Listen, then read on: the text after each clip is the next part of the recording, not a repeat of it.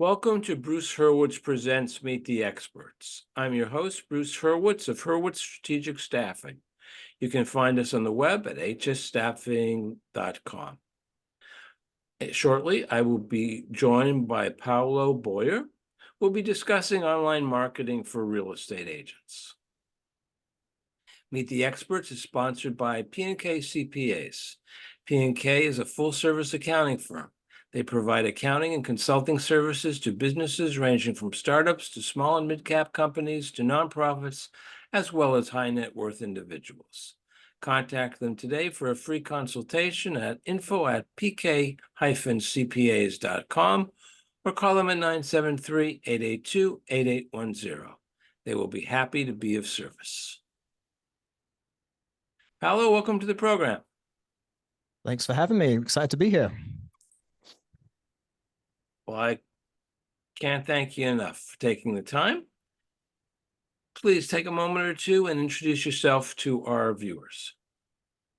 Yes, so I've been in the real estate business for about 6 or 7 years by way of the music business, then fitness industry. I've been in the real estate software space for about 3 years. That's really what we're going to be kind of discussing today, my experience from that. So I kind of bring a nice breadth of different industries. My knowledge is pretty sparse in that way, or pretty dense rather. So, really that's what my expertise is real estate marketing and software for that. Is there anything that you are going to tell us that is unique to the real estate industry and can't be used by persons in other industries? No. And that's the beautiful thing, right? Is that we'll dive into it, but really the whole point of marketing is to let people know who you are, what you do, and so they like you, trust you, want to do business with you. So this applies to any industry, really. Just for clarification purposes, are you in residential or commercial real estate? So the products that I work with, they're all residential real estate. The group that owns the company, we have a bunch of commercial stuff, but residential is really the space that I'm in, and it's what I sell to. Now, you mentioned software. Yeah. What's the best software that you found for marketing? It depends. I mean, there's so many different areas of marketing, right? I think number one, although it's not software, you need a good website. People are going to look you up. They're going to try, every time I have meetings with people, they've looked at my LinkedIn, they've looked at my website. So I think really that's the best place to start, is you want that central hub that, and the bigger importance there is that you own that, you control that. No one else can, if a software stops being used, you don't have to worry about that. This is your place, your way of communicating. Even if you're across social media, as we saw with MySpace, that could disappear overnight. So you need to have somewhere that you can brand yourself and you have full control over the access to it. Number two for real estate, it's CRM. And I'm actually a big believer in everybody having a personal CRM. I've yet to find one that really works. There are a few options like Dex and there's one called Clay, but I haven't found one that's that great for the personal side of things. But you can only manage about 5 or 6 relationships at one time. So you need software that can help you with that. That can help manage those relationships and prompt you to reach out to people that haven't been, in your immediate vicinity for a certain period of time. So that'd be number two for me. And then software for generating leads that you can get in front of. Social media is not really software, so we'll discount that. Real estate agents need to be at the forefront of people's thoughts all the time. Everybody knows 5 to 10 realtors. I always joke, you can't swing a cat. You're in New Jersey. You can't swing a cat without hitting a realtor. I don't encourage swinging a cat. I certainly would never swing mine, but everybody knows a realtor. So you need to be able to get in front of people, stay top of mind at all times. So any software that you can utilize that's going to help you with that, that's really the key. You reminded me of a few things. That's why I like the fact that I don't provide questions in advance because I like to have to listen to what my guest says and build off of them.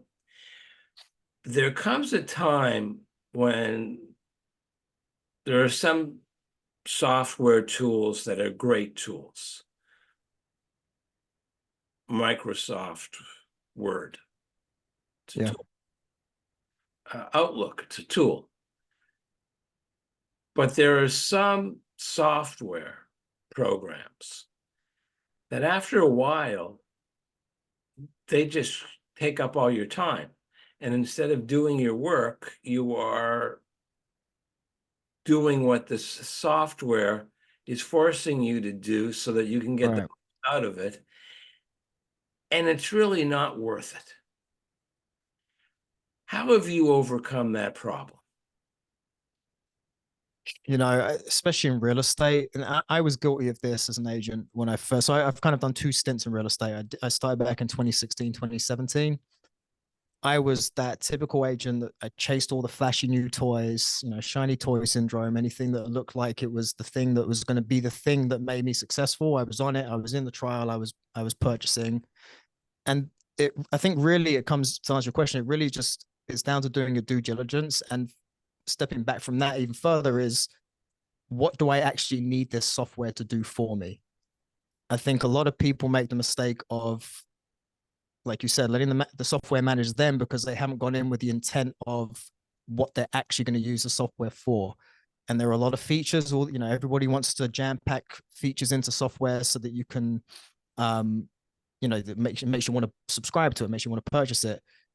But that can be overwhelming. It can take up all of your time.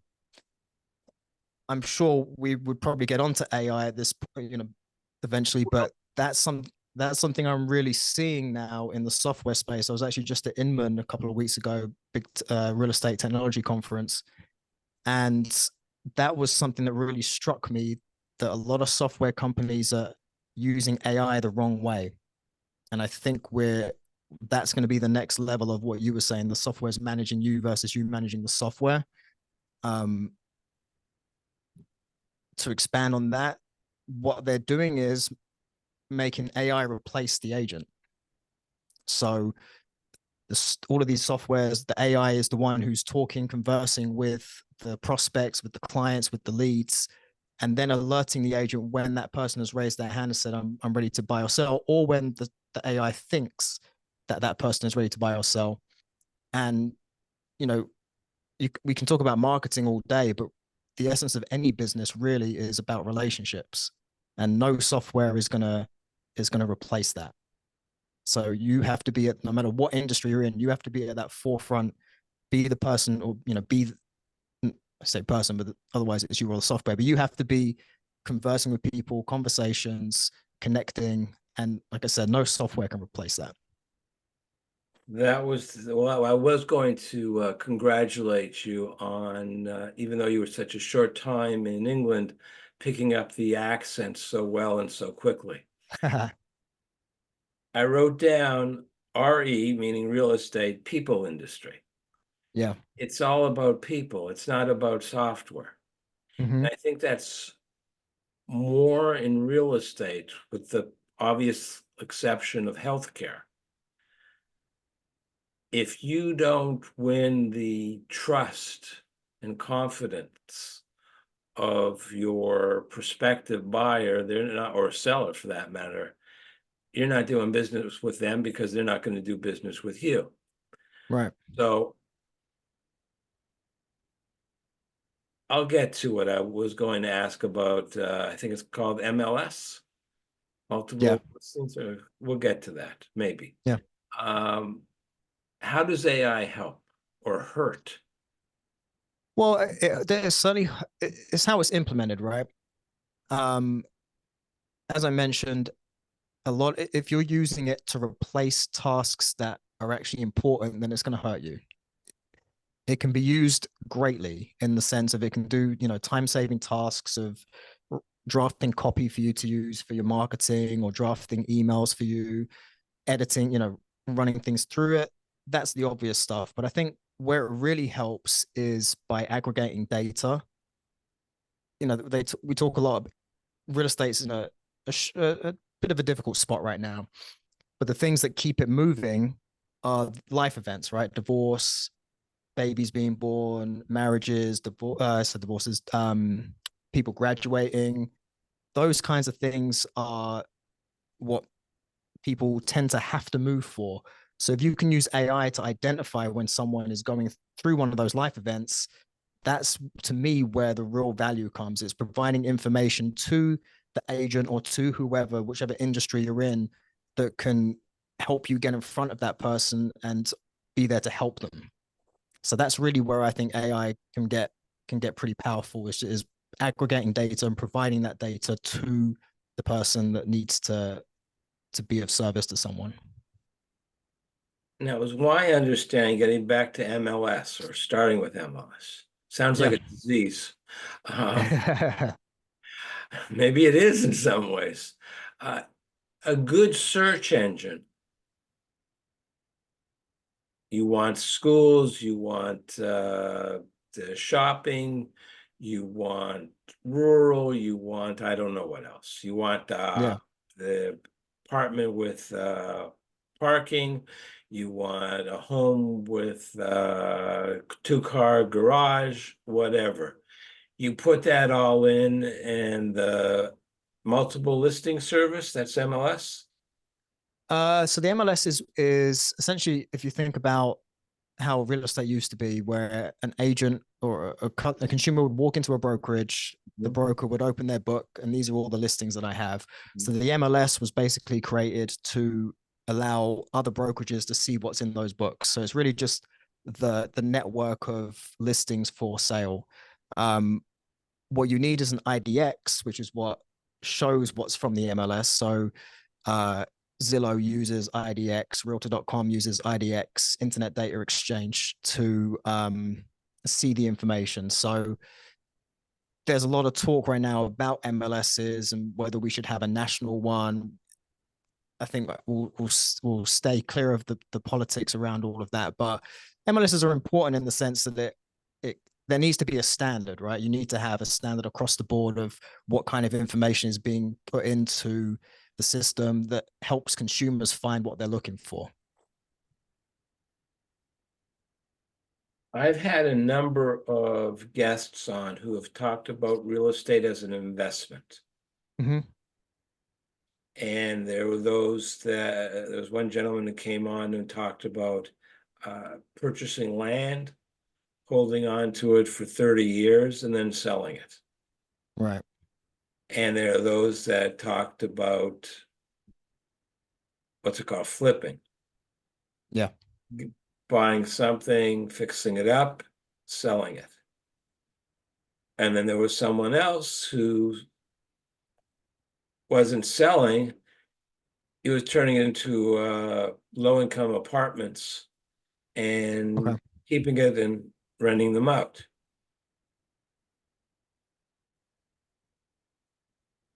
Do you do real estate investments, or are you just straightforward? Someone comes to you, they tell you Uh, they need XYZ, you find it for them, and they buy it from you. yeah, I work with clients who do all of that stuff. Me personally, I'm not invested in real estate right now.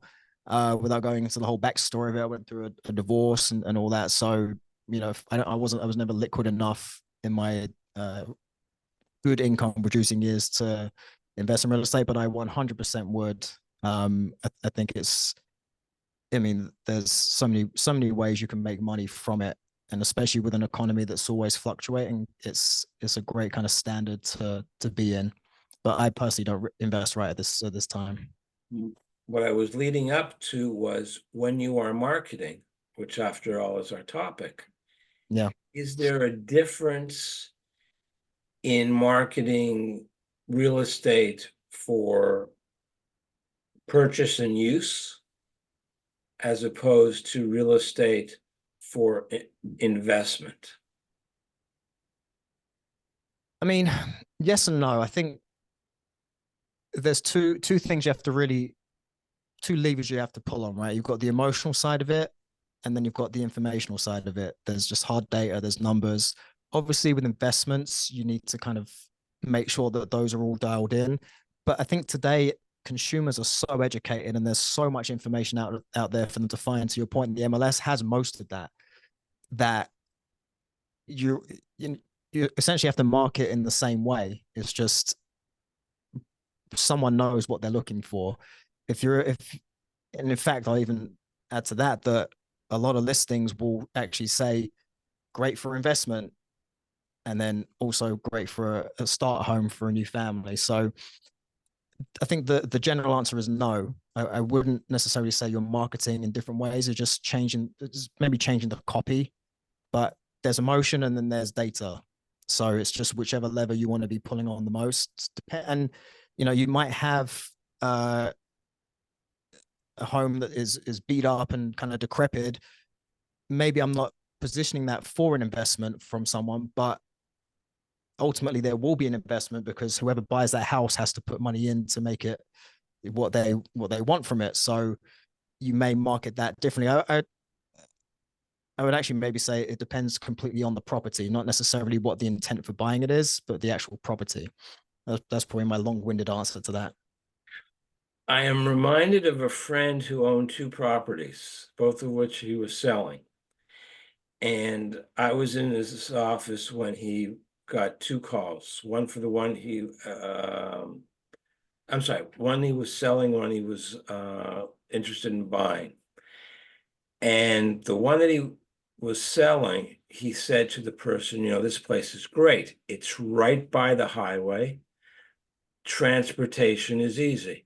On, off the ramp, and you're on your way to Manhattan.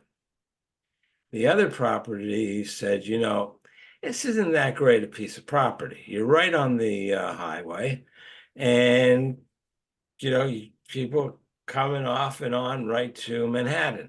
So it's almost the same piece of property, but selling it totally differently, Yeah, or spinning it totally differently. completely. It's I'm sure everybody does it. Well, yeah, I often have that conversation with clients. They'll say, "Oh, well, if we had a pool in the back, do you think eventually when we sell, we'd make our money back?" I might depends who buys the house. They may want to fill it in. So just spend the money if you're going to enjoy it. Don't worry about what happens at the end because someone's going to buy the property based on what they want. And to your point, a location is good for someone and not good for someone else. It's all about individual needs and wants. So that's where marketing gets a little bit tricky, right? Is because you might be highlighting things about a property that someone doesn't want or actually is a negative to them. So you kind of have to play an even field a little bit with it. I forget who it was, where it was, but I was asked what I thought was the best way to sell a home. And I said, well, fix up anything, if there's a crack in the wall, patch it up, paint it over, but probably fixing up the kitchen and the bathroom. And he said, no. Yeah, if you got a hole in the wall, patch it up. But Yeah. that the best thing for a house is the front door and the garage, because that's Yeah. two-thirds of of The what you front. see when you first arrive. Yeah. And never dawned on me, never thought of it. What are the other things that people don't think of when they're selling or when they're buying? Certainly when selling, it's the people will leave too much clutter in the house. I think if you're staging the house, leave it as it was staged. And if you're staging a house, make sure there's stuff off the counters. You don't want people to walk in and feel like, oh my God, there's too much stuff around here. You want their imagination to start going. They can picture the piece of furniture they have going over there. But if you have too much stuff there, it's going to look too small and they're not going to want to do it. A big one for me is just little things, the presentations, those first impressions. If you have a nice manicured lawn and front yard versus something that looks like the lawn hasn't been mowed in a couple of weeks and things are overgrown, you're going to start to wonder, all right, if I'm buying this house, have they really taken care of it? Is this really a good investment for me and my family? So those things, just make sure you've made the place look like you've cared for it. Even if there are things that need updating, people are willing to buy that, knowing that they're going to have to update it, and they can. It's actually a benefit in some aspects because they get to do what they want. But just make sure it's been looked after. In terms of buying, really, you just want to. It's the opposite of that. You want to make sure that this place has been looked after. You want to make sure that you're not walking into a disaster without really, things on the surface look okay, and then you're walking in and things aren't, things don't work, or there's leaks in places that were just covered up. So just really doing some due diligence. But that's what real estate agents are for, really. They should be the ones guiding you and showing you that kind of stuff. I don't remember when it was. It was years ago. You'll know.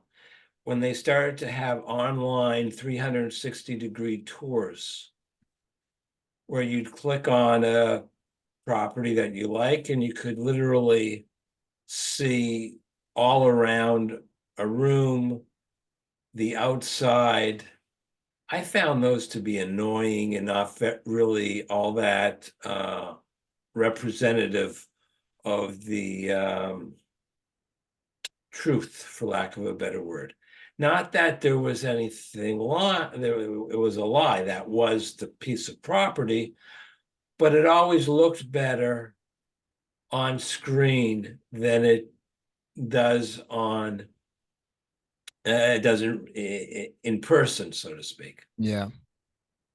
When you are looking at a piece of property, now we're both in New Jersey. In New Jersey, you have to have an inspector. It's the law. Inspector has to come in, look over the building, check for whatever they check for.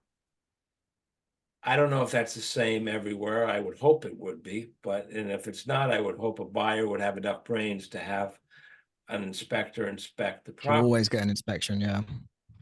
What other rules are there that you have to do? For example, the inspector, have an attorney. Um, well, certainly in New Jersey, especially, it's not a law or a rule, but good luck finding an attorney that's not going to order a tank sweep. You want to make sure that there's no oil tanks buried Oh, somewhere, because if there's okay. a leak, you're responsible for it. Um, there's disclosures that they're across the board nationally that you have to, if an agent knows that there is something materially wrong with a property, they have to disclose it to the sellers. I mean, to the buyers and the buyer's agent. So yeah, so there's not necessarily rules, but there's just codes of ethics that agents should abide by. And by the way, that's, there's a lot of talk about whether you should have an agent is a waste of money. Yes, you should have an agent. You should have someone that knows all of these things, knows the questions to ask. Something small like getting a chimney inspection. You don't know. When I sold my house, we had to credit $13,000 for the chimney to be fixed. Little things like that you may not think of if you didn't have a professional to help with that. So yeah, you kind of nailed the main ones, but it's really just doing due diligence, and that's where AI and the internet and all of this stuff comes into play, because it's all there at your fingertips. You can find the stuff out. Go and pull I always recommend buyers go and pull permits of a property they're about to buy so they can see what work has been done.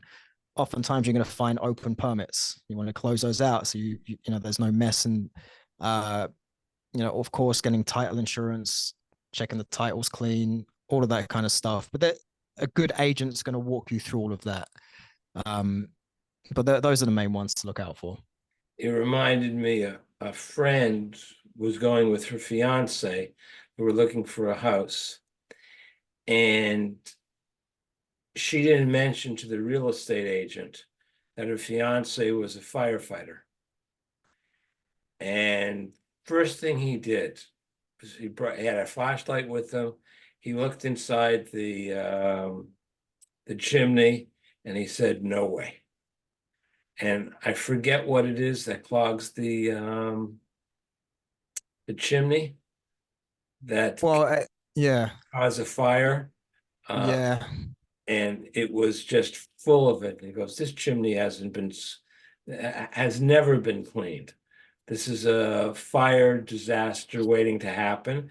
And the next day he reported it to his captain. The captain reported it to the chief, and that they had to repair the Oh chimneys. wow. You are absolutely correct. Yeah. I'm going to share your contact information Sure. because I have one final question for you, and I'll make us magically appear. Is there anything that I have not asked you that you wish I had asked you? And if I had asked you, what would you have said? Oh, that's a really tough question. Because obviously I came into this knowing there wouldn't be any questions. So I didn't really prepare any answers. Um, I That's what think makes it if interesting. if you'd said why are you in real estate? What is it that, you know, especially coming through music, fitness, and now you're in real estate, software and real estate selling, I would say it's to help people. You know, all of the, and I realized this a few years ago, everything that I've done in my careers that's led me to this point has always been about helping people, writing songs that people can relate to get them through hard times, fitness and health, helping them reach their highest potential and not be sick. And then real estate is just, honestly, I know it sounds corny, but I really see it as I'm not selling people homes. I'm selling them a place to create memories. Your home, you know, I was very lucky to grow up in one house for the entirety of my childhood, and I know what that means to have those memories. So that's the answer I would give to the question I perhaps would have hoped you'd asked. Well, you reminded me when I was helping friends move, uh, the wife, mother, started to cry. And I asked her what was wrong. And she pointed to the door frame in the kitchen because there was a mark for each of the children showing their heights as they had grown up, Yeah, all grown up in the same house. So I asked her why she didn't just ask the new owners if she could take it. I said, we could saw it off. It's not a big deal. If they don't care if they're going to remodel the kitchen, and the wife who was buying the home said, "Of course you can take it." So we got our tools and we did it with as little damage as possible. And because of that, the two of them became the best of friends. that's so funny because when we bought our house, the prior owners had had that too. They'd been in there for 25 years or something like that. So they had all of their kids. We kept it and we started adding our kids to it.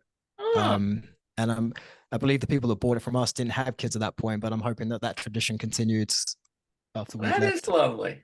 Yeah, it's pretty cool. I think that in all the years I've done this, this is the first time I'm ending a podcast on a sentimental note. I like that. Well, I want to, That's the New Jersey in us. That's what it is. that's it. The Garden State. Thank you so much. This has No, it's been a uh, pleasure. uh, been informative and enjoyable, and I thank you. Yeah, thanks for having me on. Appreciate it. I'm Bruce Hurwitz.